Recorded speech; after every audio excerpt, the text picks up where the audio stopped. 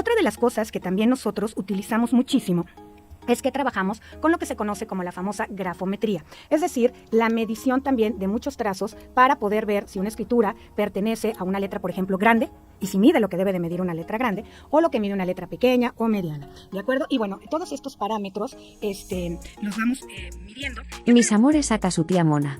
Hoy no vine solo a contarles un chisme. Vine porque mi sobrino, el gran Máster Gorila, me dijo: tía, ya es hora de que pongas en su lugar a esos que creen que pueden descifrar el alma humana viendo garabatos. Y como lo mío es hablar claro, aquí me tienen, lista para hablarles de la supuesta metodología de la grafología. Esa que, según dicen, es científica. Pues agárrense, porque esto va para largo y fuerte. El supuesto análisis técnico y cuantitativo, cuando sacar la regla no hace ciencia. Primero, te venden que la grafología es una ciencia porque usan tablas, miden trazos y lo llaman grafometría. Suena rimbombante, pero vamos a dejarlo claro, medir algo no lo convierte en ciencia. Si yo me pongo a medir el largo de las uñas de la vecina para decir si es buena o mala persona, ¿eso me hace científica? No. Me hace chismosa.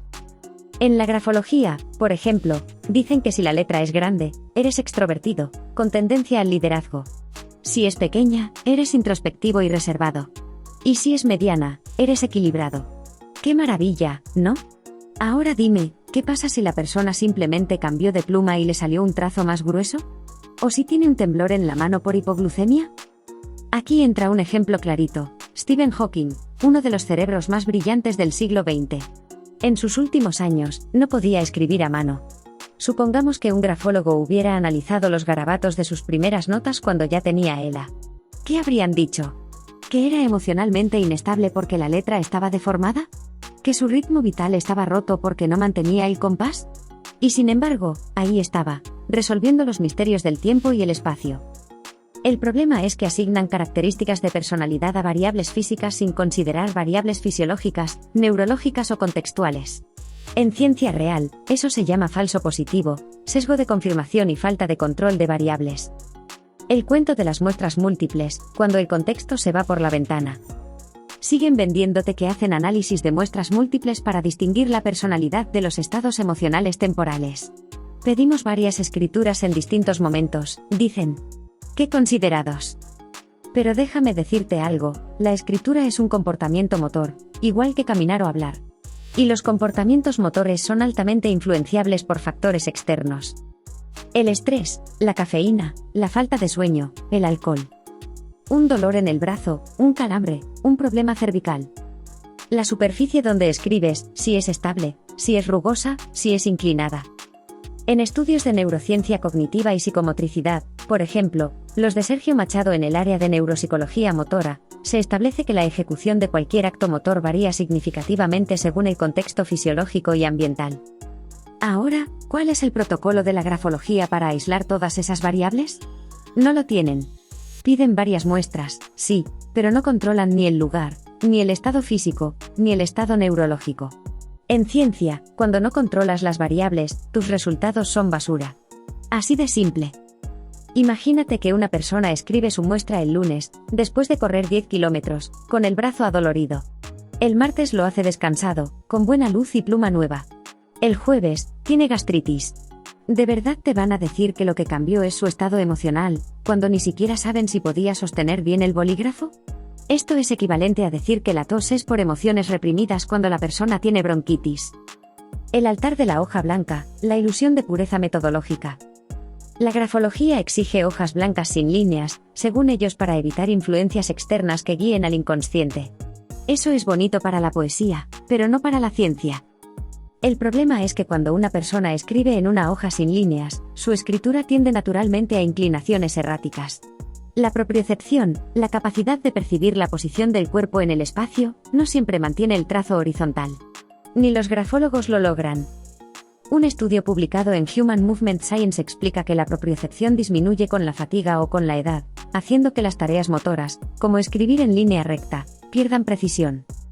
Así que, si a la persona se le cae la línea hacia abajo, ¿significa que está deprimida o simplemente que tiene 60 años y presbicia?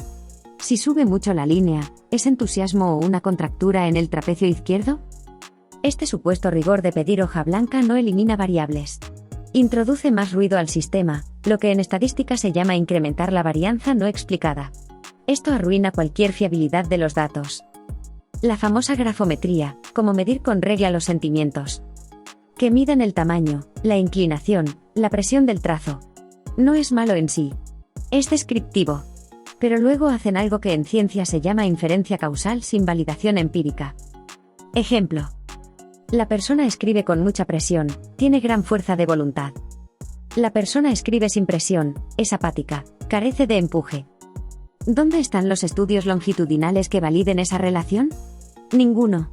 ¿Cuántos millones de personas han sido sometidas a pruebas doble ciego, aleatorias, para validar esa hipótesis? Ninguno. En cambio, la neurofisiología explica que la presión del trazo está relacionada con la fuerza muscular, el tono neurológico, la coordinación fina y hasta con la lubricación del bolígrafo. No es psicológico. Es motor.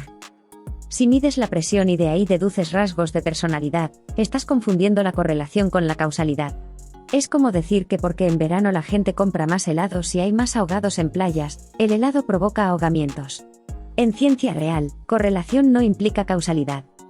Las pruebas proyectivas, analogías sin sustento. Comparan la grafología con el HTP, House Tree Person, y otros test proyectivos. Pero aquí hay una diferencia clave. El HTP tiene protocolos clínicos validados en ciertos contextos psiquiátricos. La grafología no tiene validación empírica ni confiabilidad interevaluador en estudios serios. En otras palabras, el HTP tiene limitaciones, pero en ciertos ámbitos controlados y con profesionales formados, puede dar información complementaria. La grafología se ofrece como diagnóstico abierto, sin validez estadística. El Manual Diagnóstico y Estadístico de los Trastornos Mentales, DSM-5, ni siquiera menciona la grafología como herramienta válida. Y en la American Psychological Association, APA, está catalogada como pseudociencia. En resumen, el traje nuevo del emperador. Pero con pluma. Pedir tablas, hacer gráficos bonitos y usar palabras como grafometría no te da credibilidad científica si no tienes replicabilidad, validez interna, control de variables y revisión por pares. La metodología grafológica es como el traje del emperador, mientras más adornos le ponen, más evidente es que están vendiendo humo. Y mientras algunos siguen creyendo que la forma de una L revela el inconsciente, otros están en laboratorios reales estudiando la neuroplasticidad, el funcionamiento de la corteza prefrontal, y los mecanismos motores finos del sistema nervioso central. Así que la próxima vez que alguien te diga que puedes saber si eres introvertido o extrovertido midiendo tu firma, mándalo con la tía Mona. Le tengo una hoja blanca lista para que escriba su teoría, y yo le corrijo hasta la tilde. Porque como dice el gran máster gorila, la ciencia no es lo que se mide, sino lo que se demuestra. Y aquí, mis amores, no han demostrado nada. Las cosas que también es muy interesante para ver las constantes son las cuestiones cuantitativas o lo que se conoce como una grafología de estadística. Es decir, dentro de todo lo que nosotros analizamos, y por ejemplo puede entrar todo lo que son los temperamentos de Hipócrates, entonces ¿qué pasa? Para yo poder ver bien las constantes y cómo se está moviendo la persona, ¿qué hago? Veo varias escrituras, veo cómo se comporta, mido trazos y además de medir trazos, pues voy viendo cómo va cuantitativamente esta cuestión para poder yo ver qué está predominando en la persona. ¿Ok? Entonces, es una técnica que tiene que ir específicamente bien realizada. Ahora, una vez que hemos terminado de analizar tanto las escrituras como las firmas de las personas, en ocasiones también sus números, por ahí nos los ponen, bueno, ¿qué es lo que hacemos? Nosotros vamos siempre a trabajar con 4 partes muy importantes. Una es cómo se está comportando intelectualmente la persona, ¿de acuerdo? La otra va a ser cuestiones de carácter, si es de carácter fuerte o es una persona de carácter mucho más amable, mucho más cordial, en fin, si es irritable, ¿de acuerdo? Si es paciente, varias características ahí de carácter. Otra de las cuestiones también que son muy importantes es qué tanto puede socializar la persona. Hay personas que tienden a ser mucho más introvertidas y otras más extravertidas y también que tienden muchísimo a, a llevarse con todo mundo o avanzar con mucha facilidad hacia el futuro. Bueno, entonces ahí tenemos esa parte de la sociabilidad y sobre todo cómo se relacionan con los otros. Y también vemos esta parte que, como les aclaro, las emociones son del momento, pero vemos emocionalmente o afectivamente cómo se encontraba la persona al momento de regalarnos la muestra grafológica. Y se llegan por ahí a hacer algunas observaciones de cuestiones que nos pueden llamar, por ejemplo, un poquito la atención, como una escritura muy sucia que se puede deber a lo mejor a mucho estrés en la persona. ¿De acuerdo? Muy bien. ¿Hay más respuesta, más metodología y más técnicas?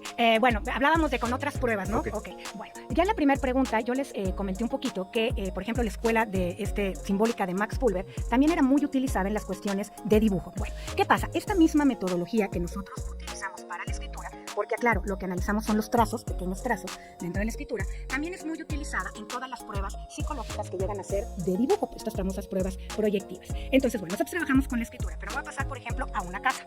¿De acuerdo? Entonces, ¿qué pasa? En una casa viene siendo la misma estructura del análisis y como analizamos los trazos, ¿qué pasa? Yo puedo ver cuando dibujan la casa, por ejemplo, los muros de la casa, ¿de acuerdo? Y puedo ver si ese trazo es continuo y firme, o ese trazo a lo mejor se curva un poquito, o ese trazo a lo mejor se corta. Entonces, ¿qué pasa? Ahí es cuando nosotros entramos en estas pruebas proyectivas. ¿Por qué? Porque al igual que un psicólogo cuando analiza los trazos de un dibujo, nosotros hacemos lo mismo y lo analizamos, pero en los trazos de una escritura. Y esto es muy interesante porque si nos vamos a los pequeñitos, por ejemplo, en los pequeñitos se trabaja la parte de en vez de analizar la escritura, analizan los dibujos, ¿de acuerdo? Sobre todo de 12 años para abajo. Y nosotros, ¿qué hacemos? De 12 años para arriba analizamos la escritura. Pero si nos llega a llegar un dibujo de un pequeñito, bueno, pues ¿qué pasa? Con los estudios necesarios, aclaro. Hay la preparación como grafólogo y después se les prepara para poder analizar los dibujos de los pequeñitos. Ahí es donde hacemos una unión con esta parte de los test proyectivos y se aprende a analizar igualmente los trazos de los dibujos. Entonces ahí es donde nosotros encajamos en las otras pruebas proyectivas y el por qué dicen que la grafología es una prueba proyectiva, porque ¿qué hacemos? Al igual que en los dibujos, analizamos los trazos. Muy bien. ¿Y en qué contextos prácticos, en la educación, en la parte clínica, se ha demostrado la utilidad de la grafología y qué evidencias respaldan su aplicación en estos ámbitos? Ok, bueno, la grafología se ha abierto a muchísimos ámbitos. Vamos a empezar uno que ha sido muy, muy importante estos últimos tiempos, que es la grafología y lo que viene siendo recursos humanos. Bueno, en lo que viene siendo Francia, el 97% de las empresas, su personal pasa por el grafólogo como una de las pruebas proyectivas que utilizan en la selección de personal. Y